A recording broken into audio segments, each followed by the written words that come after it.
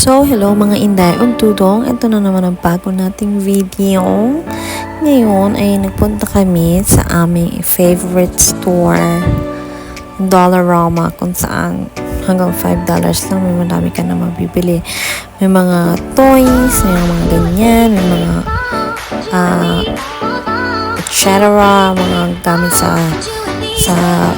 kitchen. Madali lang kami dyan kasi maglalakad pa kami. Palabas na nga kami ng store at ganda ng aking kapatimbang ang tag ng sombrero ng aking kapatid dahil galing din yun dyan sa store namin paboritong Dollarama. Yun na nga, medyo maganda-ganda ang araw ngayon, hindi maulan, laban lang kami kahit tutong na gutom. Sige lang for the lakad ang mga nanay nyo. So, yun na nga. Pabalik na ulit kami galing lang kami ng bahay. Hinintay lang namin si Anton. Papunta na ulit kami sa panibago naming gala kasi buong araw kami magagala, char. Mga hapon na kami niyan. Ang gala namin palagi hapon, mga 2 p.m. onwards, ganun, depende sa schedule. Ayan ang aking Koreanong pamangkin. So, ayun na nga, ang tagal-tagal ng antay namin, gutom na gutom, kahit gutom na gutom kami, hala, sige. So, ayun na nga, pumunta kami sa paborito naming bilihan ng mga damit sa Winners. Yan, mag-window shopping lang kami dyan. Kahit wala kaming pabili. Sukat-sukat lang. O, kagaya niyan. O, di ba? Ganun lang. Mabusog lang ang aming mga mata. O, sukat dito. O, pa. Hour pa yan. Dahil nga mahilig pumarma kami. So, ayan. Nahawa na ang aking Junakis. Saka kaparma-parma. Maarte na rin siyang manamit. Kala nyo lang. Hilig siya sa mga makikintab na damit. Yan. Pinulong. Inday na nagsibukat. Nakakaloka. Wala, yun lang kasiyahan namin yung mag-window shopping. O, diba? Kahit walang anda, sukat-sukat, mabusog lang ang mga mata. So, ayun na nga. O, diba? O, pak. Nahawa na rin yung Junakis ko sa amin kasi simula nung baby pa lang dyan talaga kami pumupunta sa Winners. May mga tatak na damit, mabibili mo lang ng magkano, minsan kalahati ng original price. Yun ba, yung mga pinaghahawak-hawak niyang ganyan, naka-clearance na yan, naka-sale na yan, pero Diyos ko, ang presyo 80, ang mamahal ng mga damit, kaya mapapa-window shopping ka na lang.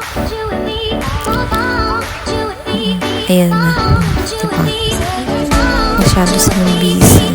Ako kaya hindi na ako naghahalongkat, hindi mo ba tayo pambili dahil ang mamahal mga damit. Hindi naman tayo maka-aura kasi may alaga tayong bata. Kaya for the video na lang muna tayo.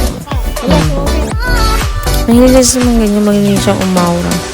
Pero minsan hindi ko rin maiwasan pakailaman yung mga sinusuot niyang damit kasi nga ang mix and match niya medyo hindi maganda ngayon. For the abay daw. Minsan maganda yung mga choices ng mga damit ng aking Junakis. Pero minsan naman hindi medyo maganda ang pagkaka-partner niya. May pagka-maarte na rin siya. Yan lang yung kasiyahan namin, yung mga ganyan mo pa. Tingin-tingin ng mga damit, ganun. Kahit walang anda, kahit gutom na, kahit masakit na yung paa. Hala, sige. Hindi lang namin naikot yung mga sapatos kasi medyo gahol na kami sa oras. Mga 30 minutes na nung closing sila. Bago sila mag-close, sa kami nakarating. Ayun, dyan ang ko, diba? Lumalabas na ang potential niyang maging isang pasyonista. Maging isang arteng dalagita one day.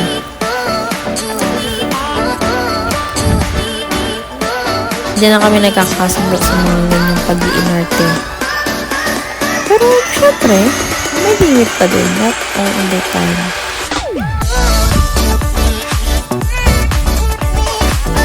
Gusto lang namin siyang pasahin, kaya ganyan binibigyan namin yung layak niyang makapili ng mga fashion style, ganun.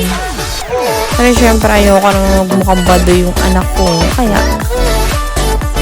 minsan pinapakilaman ko din talaga.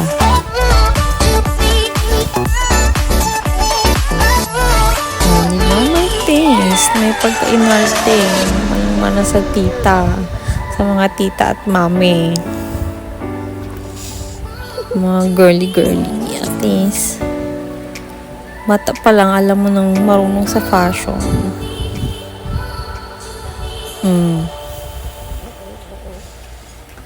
Minsan nagtatanong pa yun sa amin sa akin pag lalabas kami, "Mami, maganda ba yung damit ko? Bagay ba dito sa pants ko? Bagay ba dito sa damit ko?" Ganun siya magtanong. Pag ang mukha ko hindi maayos, sabihin hindi bagay, ganon. Hindi ba? Cute lang.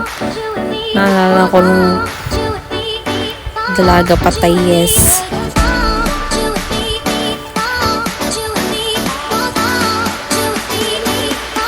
Cute lang tingin kasi, ano mo yun, yung makikita mo yung anak ko na yung sarili mo sa anak ko. Kaartihan mo. Pero minsan hindi na nakakatuwa. Kasi pati yung ugali. O, diba? Paano bumili?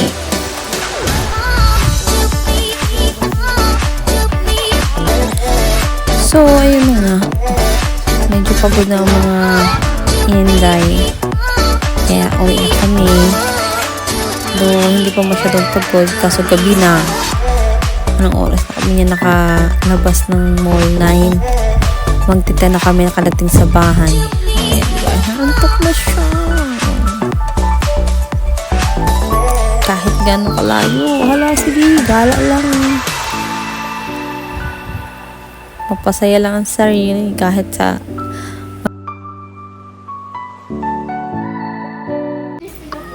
ayun na nga, hindi pa nga kami pagod at may pinuntahan pa kami for the last time.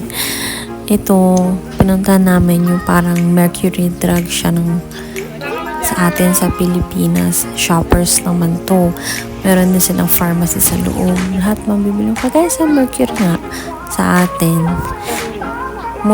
Most of the time, pag pumupunta kami dyan, una namin pinupuntahan is yung baby section. Lagi yun. Doon kami unang lumili ko. Ngayon kasi, gahol na kami sa oras. Kaya, yung kung anong pupuntahan na yun talaga yan. O, diba? Hanggang sa huling